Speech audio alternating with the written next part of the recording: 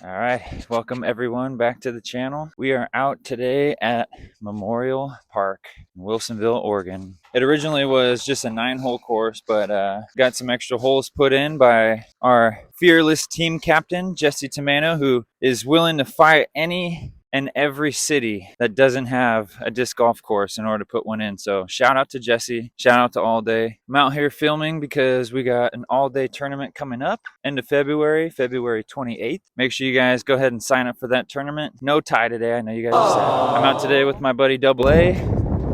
Hi. We're out here just playing casual round. It's blind for both of us. I was out here before once and we played just the original 9 holes. We got 19 holes today. It's a fun little course, pretty short. I think the furthest hole is like 320, 350. So you just have to be on your game. Not a whole lot of distance shots, but a lot of touch, and you got to make your putts. So anyways, enough talking. Let's head over to hole 1.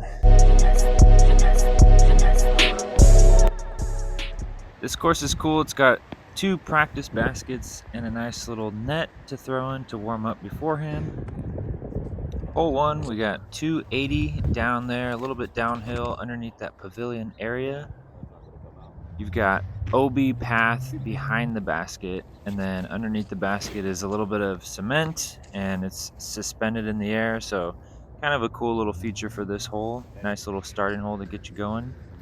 I decided to leave the mic in the car and pretty much just do a voiceover for this round. There's some folks out, and I didn't really want to take too long on such a short little course. I was able to get the birdie, though, to start me off. I'm looking to actually shoot a perfect score out here, maybe get 18 out of the 19 holes. Starting off strong. Hole 2, we're underneath this pavilion, and I know you might be thinking that's not the right hole 2. But we did film it and we did the putts and everything, so I figured I'd just leave it in. I thought it was kind of unique to throw from underneath this pavilion area, and this basket, you can tell from this angle, is just slightly elevated on this little sort of box. It wasn't until probably after the next hole that we realized that there is even another tee pad over to the left. This one right here. This is the real hole 2. UDisc has it read at 231 feet, just behind that thick tree there. It's really the only obstacle on this hole. I threw my Justice out to the left and just let it kind of flare over there. It was a little close to this tree, so I stuck with the straddle, but I actually ran from my car to this hole just to show you guys the real hole 2 after our round. Hole 3 playing at about 235. I think it's at 234 on UDisc. This hole, pretty straightforward, right there, right in the open. The obstacle, or I would say the punishment on this hole, is going too long past the path. As you can see right here, it's pretty close to the basket, so really easy to just kind of run into one and go a bit long. We were both able to get the birdie on this one, so starting off pretty hot for me, 3 down through 3. After hole 3, there's a couple tee pads just to the right. It makes you think that hole 4 is right over there. You actually have to cross over this bridge and get through this tree area over here, and then you'll find the real hole 4, which is pretty much a dog leg to the right, playing as 236. You just have to hit the main gap and find a way to scoot over to the right. You can see Double A and I both throwing some forehands. The gap is pretty pure, so if you hit the actual gap, as long as you don't blast it long, you should find yourself funneling towards the basket. I'm able to get another birdie right here. Double A just misses that putt. Strong start so far, and we're headed over to hole 5. Just over across this little path over to the right of hole 4. This one's playing as 190, and it's really just one small gap to get through. You can either go left side, right side, but just a little chip shot over there. And Double A's being a good sport, throwing it into the woods to kind of show you guys the teeth of this hole. He actually aced it, but he told me, hey, might as well just show these guys how dangerous this hole could be out on the left side. So shout out Double A. So aside from the early left rough and pretty much the rough on the right side as well, there is a path a bit long that I would imagine would play out of bounds. You go ahead and cross that path and it brings yourself over to hole 6, playing as 282.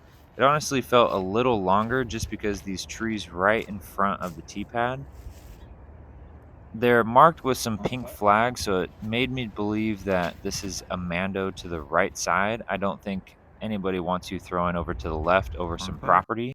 And as you can see right there, that green tee pad, that's going to be the short pad.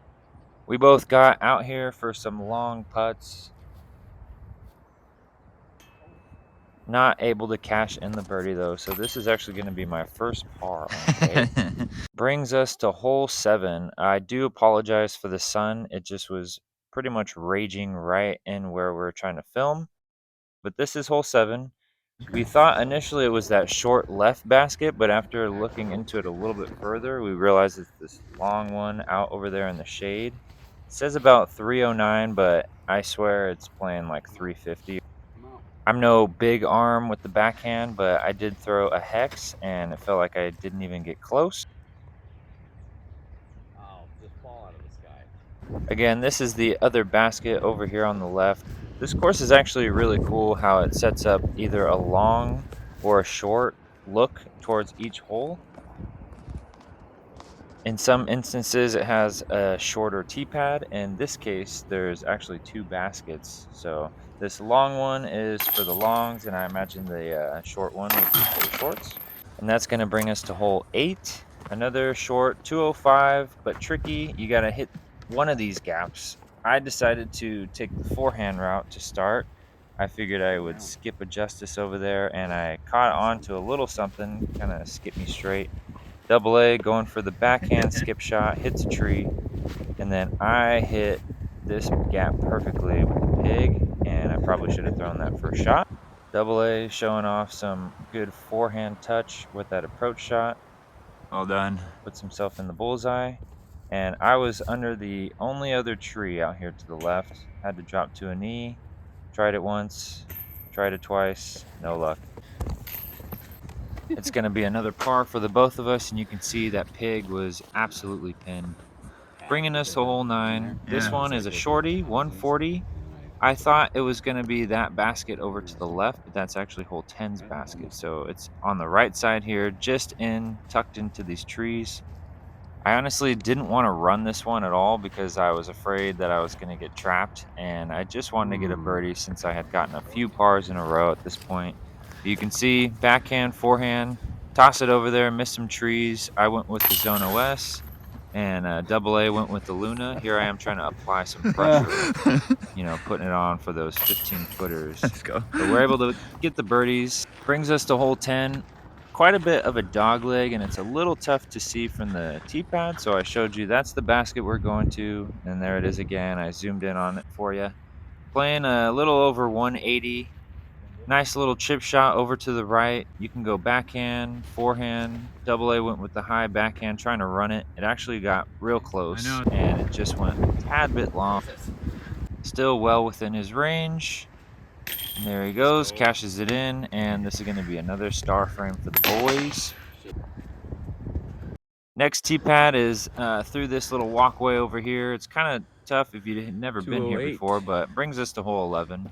208. I decided to kind of walk it out for you because you have to hit this straight gap, and then it's sort of way over there to the left. And I try a backhand. I tried to get my pig to skip, and it just sort of settled and didn't really skip at all. Aaron goes with the Luna, gets a nice little flare. Even with that flare, though, you can see we still have some work to do. I actually had to go to a knee just to have a look at the basket. Double A bit more in the open. I think the miss for this one is definitely missing a bit more straight. I actually threw my Zone OS just to try to give me a major skip, and hilariously, I just tossed it in casually for a birdie, but it doesn't count. I'll take the par. Hole 12, another 200-foot hole. This one playing very similarly to the last one, although I would say it's a little bit more straight. You don't need as much push to the left. I hit a tree. Aaron hit a tree, and then I tried another Zone OS since it worked on the last hole, and I hit a tree. So even though this hole is 200 feet, there's definitely a main gap that you have to hit, and if you don't hit it, you're going to be scrambling or, like us, tossing us some 50-foot Hail Marys. That'll give me another par. After hole 12, you sort of have to go back to the main starting area. we decided to go along this secret path that was way quicker. And then you go back over the bridge. I kind of wanted to showcase a little creek area here.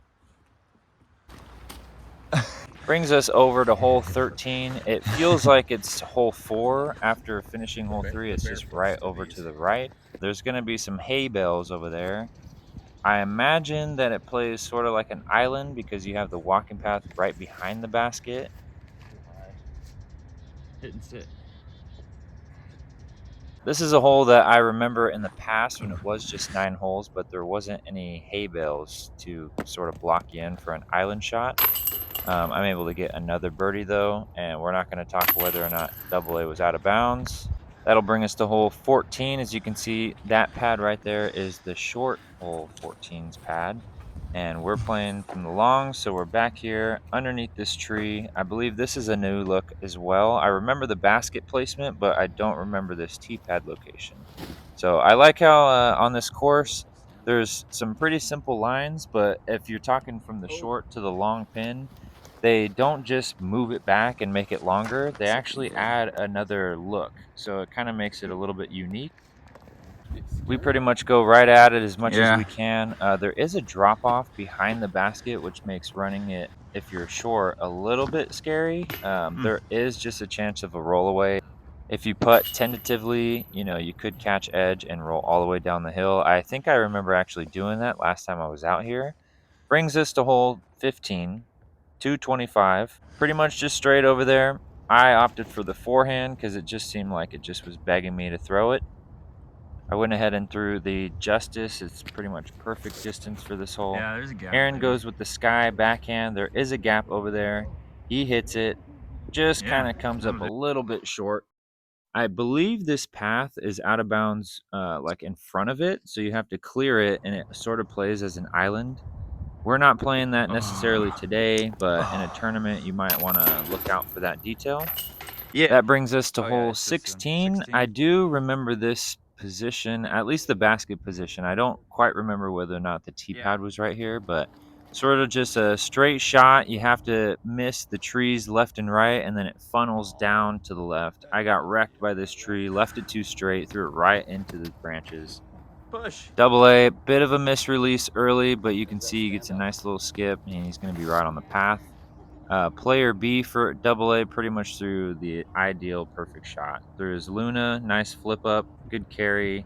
He opted to play from his first drive though, keeping it legit out here. That's what we do. That'll be a tap in par for him. I had a little bit outside the circle and I just barely missed it high and left, so I'll be tapping in the par as well. You can see that was double A's Luna. He's kind of regretting not taking it at this point. Brings us to hole 17. More trees out This there. feels a little further than it says. I think it plays a little bit further than 290. I go with my Pyro out to the left, and there was a little bit of headwind. I feel like I remember this tee pad from the past as well, but the basket seems quite a bit further than it was. When I played it before, it felt like a standstill hyzer ace run. It was down in sort of a little bowl. It seems like they might have had some more trees out here and pushed the basket further. I like it though. It gives it an extra sense of difficulty. These trees are something you have to navigate. Brings us to hole 18, 309. I do remember this position before. I decided to throw my Pyro yet again out to the left. You can see there is a walking path that kind of comes up short of the basket. I don't know if that will be out of bounds short, if it'll set up this sort of island look to this hole, but it is on a little bit of a hill, so you do have a chance of rolling away if you come up short and have to run a putt. I'm putting from underneath the basket, which in my opinion is ideal. Able to get the birdie again. I am off pace of my perfect score, but we got one more chance to try to light up some chains. I go with the forehand. Almost get it. Come up a bit short. I should probably power it through a little bit further. This one plays like about 200-ish, 220. It is a bit downhill and it kind of just funnels over to the right. It's very easy to go long. If you do go long, it's quite a bit uphill past the basket, so the comeback putt is not going to be ideal. You can see I was able to park that shot, setting me up at 13 down. Didn't quite meet my overall goal, but kept it clean. Shout out Double A for coming out in the cold with me to play this new course. Newish, I guess. It was put up, I think, last year. Shout out All Day Team Captain Jesse for coming out here, putting this course together, putting in his input. You can definitely tell it was put together by somebody who actually cares. Make sure you guys show him some love by signing up for the Wilsonville Open coming up February 28th. I hope to see you out there. Thank you all for watching, and I'll see you in the next video.